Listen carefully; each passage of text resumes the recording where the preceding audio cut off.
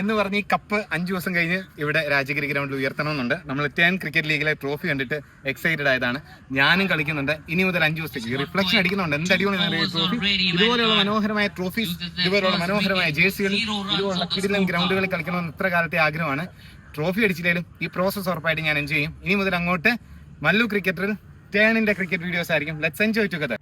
കളി തുടങ്ങുന്നതിന് മുമ്പുണ്ടായിരുന്ന എക്സൈറ്റ്മെന്റ് ഇതേ അർജുൻ്റെ ഈ ഒരു ഒറ്റ ഷോട്ടിൽ തീർന്നു. ദൈവമേ, ഇനി എങ്ങനെ സേഫായി പോകും? യോർക്കർ ഇനി എറിയാൻ പറ്റൂല. ഒരു ഷോർട്ട് ബോൾ എറിഞ്ഞു നോക്കി, അതും അടിച്ച് കളഞ്ഞു. പിന്നെ എന്നാൽ ഓഫ് സൈഡിൽ വൈഡായിട്ട് എറിയാമെന്ന് കരുതി അതും അടിച്ച് കളഞ്ഞു.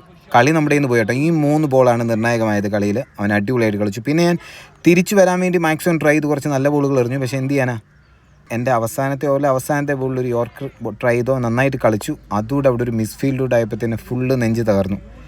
ആദ്യത്തെ കളി ഞങ്ങൾ തോറ്റു. 3 ലീഗ് മാച്ച് നമുക്കുള്ളത്. ശരിക്കും തോക്കാൻ ഞാൻ ഒരു നിർണായക പങ്ക് വഹിച്ചിട്ടുണ്ട് കേട്ടോ. പക്ഷേ ഇന്നൊരു കളികളുണ്ട്, അത് തിരിച്ചു വരും. ഇനിയിപ്പോൾ ഞാൻ ഫസ്റ്റ് ബോൾ വൈഡ് എറിഞ്ഞല്ല കേട്ടോ ഇന്ന് തുടങ്ങി. നല്ലൊരു സ്വിംഗ് ബോൾ കിട്ടി. ഇനി അടുത്ത കളി 3 ഓവർ കിടിലായിട്ട് എറിയും. ഈ എറിയാനാണ് ചാൻസ്. നമുക്ക് നോക്കാം.